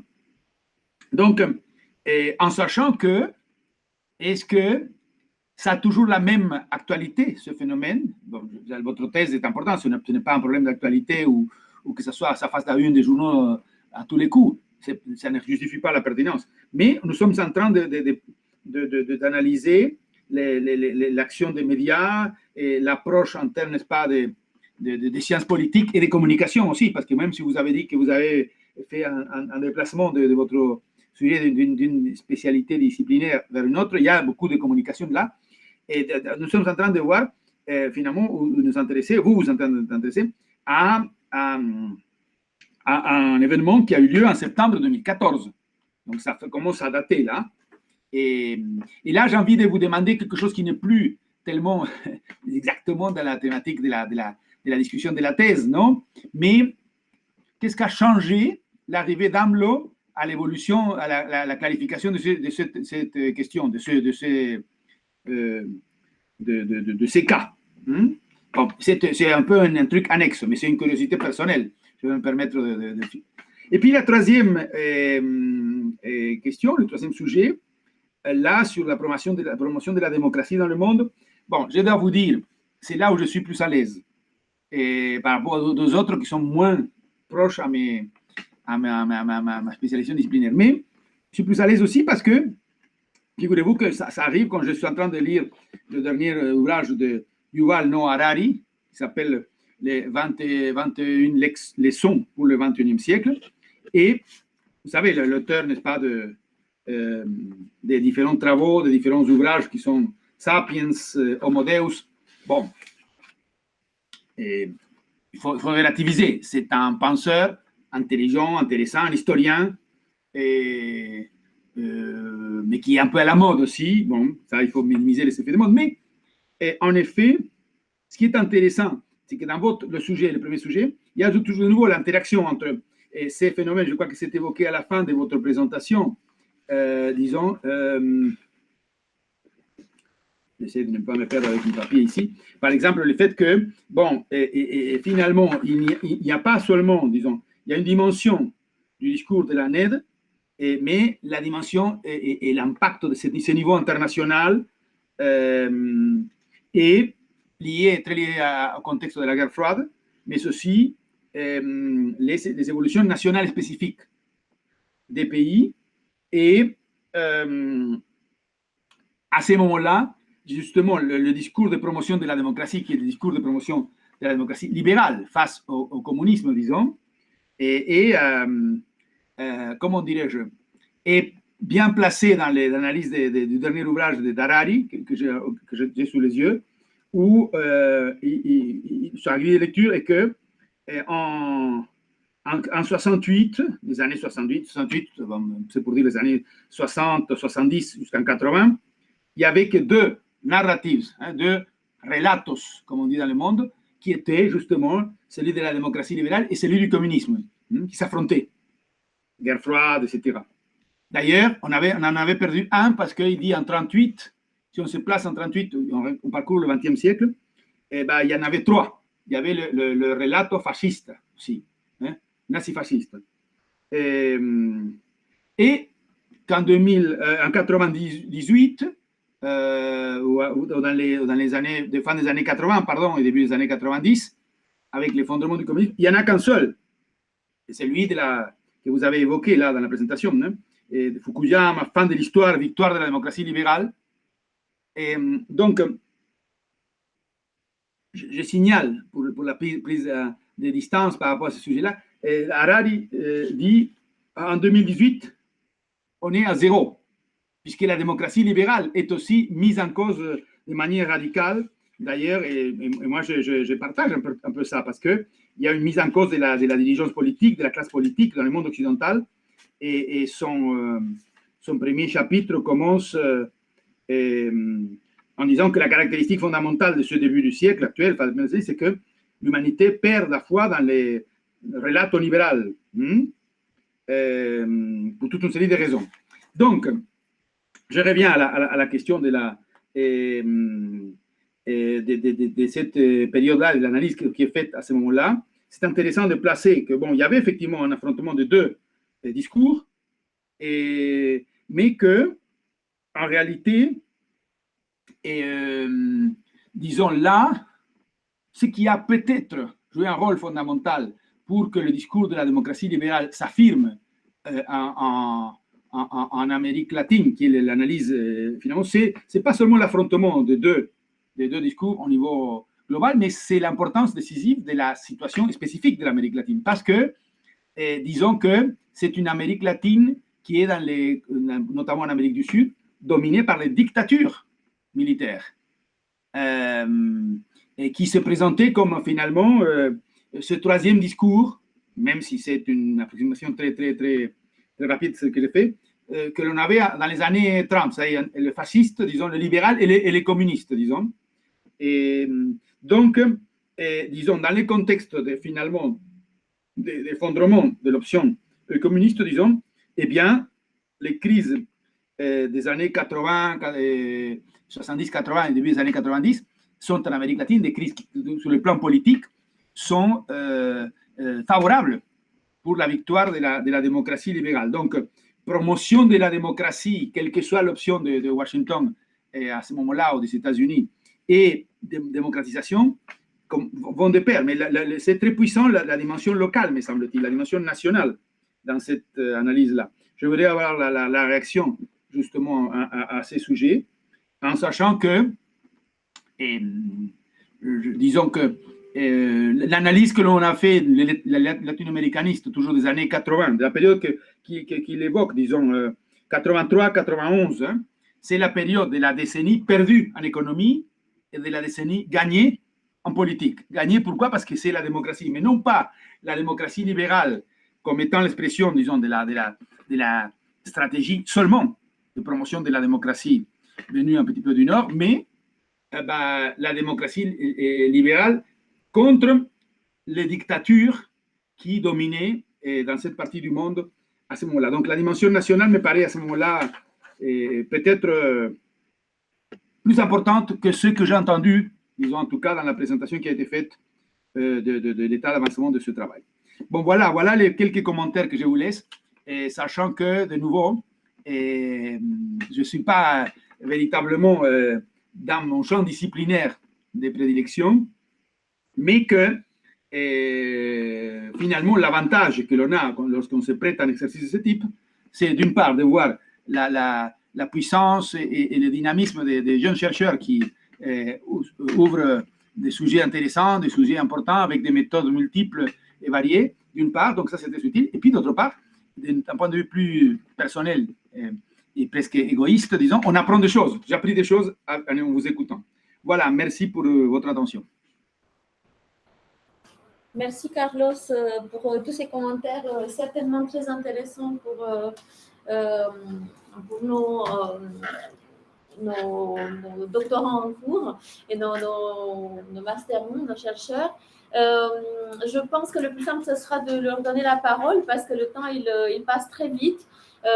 J'avais préparé aussi quelques questions plus sur la méthodologie parce que vous avez quand même des sujets assez différents et avec une méthodologie très divers. Par exemple, pour toi, je m'interrogeais justement, Malo, comment tu as réfléchi vraiment à faire ton travail? J'ai l'impression, en tout cas, de ce que j'ai vu, que c'est assez restreint, un certain type de méthodologie. Est-ce que tu as pensé à croiser plusieurs méthodes? Je ne sais pas si tu peux répondre à ce que Carlos il a dit, et peut-être aussi sur la partie méthodologique assez brièvement.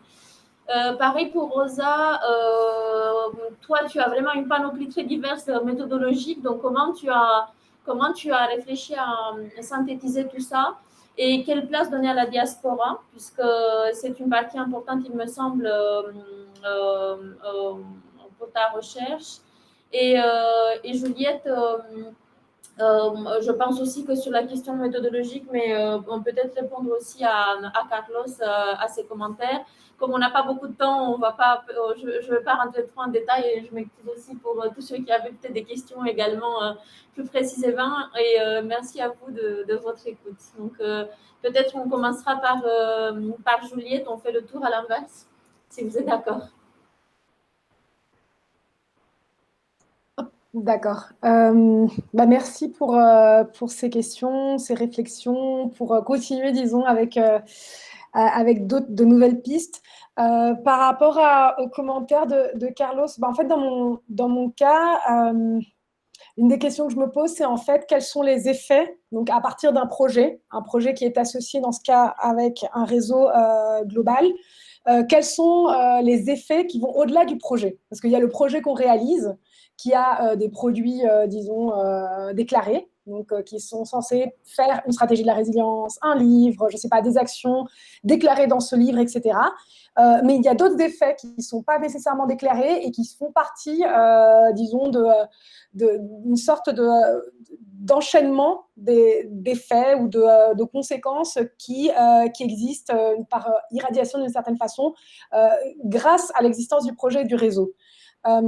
Et dans ce cas, dans mon cas en particulier de la résilience, quand je parlais de la crise, je voulais mettre quand même l'accent sur la crise un peu comme catalyseur des discours et des dispositifs et des modèles de résilience. Donc en fait, quand on est en crise, disons, les perspectives de résilience deviennent de plus en plus fortes et importantes. Donc c'était des perspectives qui existaient déjà, mais par exemple depuis un an, depuis disons la crise globale liée à la pandémie, il y a une activité très très importante des réseaux de la résilience, qui était un petit peu moins forte parce qu'avant on parlait plutôt de transformation par rapport à la crise écologique ou de transition écologique, et tout à coup la résilience redevient un mot important, en tout cas dans l'agenda urbain. Et par rapport aux impacts du coup réels ou disons directs qu'on pourrait essayer de voir sur les territoires, donc cette capacité de transformer les territoires ou opérationnels, eh bien, ce que vont dire la plupart des personnes qui vont étudier la résilience, en particulier du côté des projets de résilience et de perspectives plutôt critiques, c'est qu'il y a très très peu d'impact finalement, surtout par rapport aux financements qui sont donnés aux villes. C'est-à-dire, par exemple, dans le cas de Santiago, il n'y a pas d'infrastructure, il n'y a pas de grands changements, il n'y a aucune infrastructure, hein. Il n'y a même pas un passage piéton qui aura été fait sous le projet de Santiago Résilient. Et du coup, en fait, les impacts qui sont créés par exemple, le cas de Santiago, certains parlent d'une sorte d'urbanisme placebo, c'est-à-dire de discours qui sont créés pour vendre une image de la ville, mais qui ne traduisent rien en tant que transformation urbaine. Et moi, je propose qu'en réalité, il y a effectivement d'autres impacts, mais qui ne sont pas nécessairement des impacts directs en infrastructure ou en changement urbain direct, dans le cas de Santiago en tout cas, mais qui sont liés un peu avec ce que je vous présentais vers la fin. Donc, c'est-à-dire, par exemple, la conformation d'un modèle dominant de résilience qui devient la référence. Donc, quand on demande ici à n'importe qui au niveau des différentes mairies ou des services publics, qu'est-ce que c'est que la résilience? Et ben, en fait, ce qu'ils vont citer, c'est la définition d'Arup, qui est la définition du Resilience Alliance, et pas une autre définition. Et cette définition, elle n'est pas neutre, quoi. Sa définition, elle a des conceptions idéologiques, elle a des conceptions techniques, une conception de la ville, une conception de la démocratie, une conception de l'économie. Elle a tout ça en elle, même si ce n'est pas forcément toujours explicite. Et de la même façon, il y a des outils qui sont créés qui finissent par circuler. Il y a cette expertise, il y a une nouvelle catégorie qu'on peut trouver sur LinkedIn qui avant n'existait pas. Donc une nouvelle façon de vendre aux agences de travail qui avant n'était pas intéressante. On ne pouvait pas vendre un service de ça. Il y a des représentations. Bon, il y a tout ça qui a lieu, disons, à des niveaux globaux et locaux en même temps, donc, et qui sont intéressants et qui sont un peu, en fait, ce que j'essaie d'étudier. Donc, tout ça pour être... Je ne vais pas m'étendre pour partager quand même les 7 minutes qui nous restent. Merci Juliette, merci pour tes commentaires. Rosa, peut-être les tiennes aussi. Muchísimas gracias por las preguntas y los comentarios. Sí voy a tratar de ser breve también. Pues bueno, sobre el nivel de impacto, sobre el mediactivismo, ¿no? Todas estas redes de medios de comunicación, pero también de activistas que trabajan sobre el plano de la comunicación, en este caso preciso de Ayotzinapa, creo que pues no hay unos niveles, ¿no? 1, 2, 3, qué tan fuerte fue o algo así, sino que pienso que se ve mucho dentro de la organización de la sociedad civil organizada, ¿no? Eso sí creo que aportó visibilidad y reflexión sobre estos casos de violencia exacerbada en México, ¿no? Como este fue un caso paroxístico, digamos, que tuvo muchísimo alcance, y sobre las graves violaciones a derechos humanos que hay en México desde hace muchos años, ¿no? Como decía, desde 2006 mínimo con la llamada guerra al narcotráfico. Claro que el caso es muy complejo, pero creo que en ese sentido, digamos, en la búsqueda de justicia y de verdad sobre este caso, sí ha aportado visibilidad y sí ha aportado una continuidad en la exigencia justamente de verdad y justicia. Recordar que, pues bueno, desde el 26 de septiembre de 2014 y durante 3 meses, cada 26... bueno, primero eran manifestaciones semanales y luego cada mes, cada 26 de cada mes, hasta el año pasado que empezó la pandemia, había manifestaciones en la Ciudad de México, había manifestaciones en Iguala, había manifestaciones en diferentes partes del mundo, exigiendo, haciendo todavía presión, digamos, a las autoridades para exigir la verdad a este caso. No creo que es un caso que justamente ha dejado una herida abierta en la sociedad mexicana y que siguen buscando y que siguen exigiendo la clarificación de los hechos. Creo que las redes de búsqueda, desgraciadamente hay una negligencia y una impunidad tremenda. Las redes de búsqueda de desaparecidos se han consolidado, se han hecho visibles y ha habido un apoyo hacia estas familias, ¿no? Y amigos, compañeros, compañeras de las personas desaparecidas hasta el día de en 2020 me parecía que la cifra de desaparecidos y desaparecidas había aumentado a 60,000. O sea, son cifras que se pueden comparar a las de las dictaduras en Sudamérica en los años 70, 80, ¿no? Entonces, sí se ha vuelto visible este tema y sí han habido, digamos, repercusiones a nivel interno en la organización como decía, de la sociedad civil organizada, y también por otra parte, digamos, por una parte de la sociedad autónoma, digamos, civil organizada autónomamente, pero también por otra parte la vía de la homogeneización, ¿no? Las personas que participaban antes de colectivos que eran organizados en torno a este tema, ahora, o bueno, desde hace algún tiempo, desde 2014, he entrevistado a personas que participan ahora de ONGs o de colectivos o de asociaciones un poco más formales y que han permitido también que se reanude la investigación. Se ha demandado que los expertos internacionales lleguen de nuevo a México, el nuevo gobierno lo ha permitido, ¿no?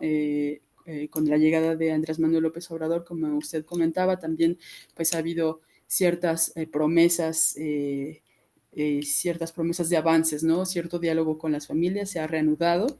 Y bueno, decir que los peritajes a nivel de la medicina sobre los restos de los estudiantes que fueron encontrados se han llevado a Austria, y ahí también ha habido una presión de estos colectivos muy importante en Innsbruck, donde están llevando a cabo estos peritajes, pero también en Alemania, en Berlín, hay un colectivo, una ONG ahora, que está investigando la venta de armas utilizadas para la masacre de los estudiantes, y que son armas alemanas, ¿no? En Bruselas, por ejemplo, también hay la creación de observatorios de derechos humanos que son conformadas por parte de la diáspora mexicana. En ese sentido, pues sí es importante un poco hacer el seguimiento, ¿no? Desde el 2014 hasta el día de hoy, cómo es que estas personas se han ido también movilizando en otras esferas para aportar a resolución a este caso. Como decía hace rato, la llegada del nuevo gobierno de Andrés Manuel López Obrador pues propuso este nuevo diálogo, se abrió una comisión para la verdad y acceso a la justicia por el caso Ayotzinapa, pero también la sociedad siente que ha habido pues algunas faltas, ¿no? Como se han liberado a presuntos implicados en el caso, y también se ha perdido la ocasión de juzgar a un alto mando del ejército que tenía implicación en el caso. Y bueno, pues nada, cómo logré sintetizar la metodología es algo que todavía me cuesta porque dejé muchas cosas fuera, ¿no? Mi participación dentro de estas redes de medios y estas redes activistas, pues me propuso muchas herramientas, muchos datos, pero también ha sido complicado el tener que hacer una elección sobre lo que sí voy a usar y lo que puedo dejar para otras ocasiones. Entonces, en ese caso, agradecer mucho a mis asesoras de tesis que me han invitado a hacer esta depuración. Pero sí, era muchísimo material. Y bueno, eso es todo para la respuesta. Gracias, Rosa, gracias a ustedes. Muy interesante todo, y bueno, interesante también de ver los efectos. Finalmente, sí, un evento de 2014 finalmente tienen también los resultados concretos hoy, ¿no? Con esa organización en Bélgica, por ejemplo, de los recursos humanos, o en Alemania. Entonces, se ve un poco la importancia desde el internacional, lo que Carlos decía con respecto a sus tres temáticas. Finalmente, el lado internacional es importante, aunque también el ejemplo preciso, ¿no? Local, también tiene su legitimidad. Malo, c'est à toi le mot de la fin, bref et concret. Je vais essayer de clôturer en 1 minute pour répondre à ta question sur la méthodologie très rapidement. C'était une suggestion de ma directrice de recherche, donc Juliette Dumond. J'avais déjà commencé à travailler mes sources l'an dernier en M1, et elle m'a encouragé à faire un travail un peu systématique et quantitatif de certaines données pour commencer à arrêter pour pas parler trop dans le vent et trop avec des sensations, des intuitions, et aussi de poser quelques repères quantitatifs qui effectivement ont été utiles des fois bien plus tard. Enfin, j'ai trouvé des utilités à ce travail assez récemment. Carlos Kenan, vous parliez des interactions qui étaient quelque chose qui vous semblait important. C'est quelque chose auquel je souscris totalement et que je trouve très difficile aussi, puisque dans mon cas, la difficulté, c'est notamment de voir à quel titre les acteurs interagissent entre eux. Est-ce que ce sont des interactions internationales, transnationales? Est-ce qu'on parle d'interactions entre des entrepreneurs et des syndicats? Est-ce qu'on parle d'interactions de Péruviens avec des États-Uniens? Je pense qu'il n'y a pas de réponse simple, mais ça fait partie des choses que j'essaie de clarifier. Et sinon, juste pour terminer, pour peut-être recontextualiser ma présentation aujourd'hui, effectivement, j'ai fait un travail qui était très concentré sur les discours et les représentations.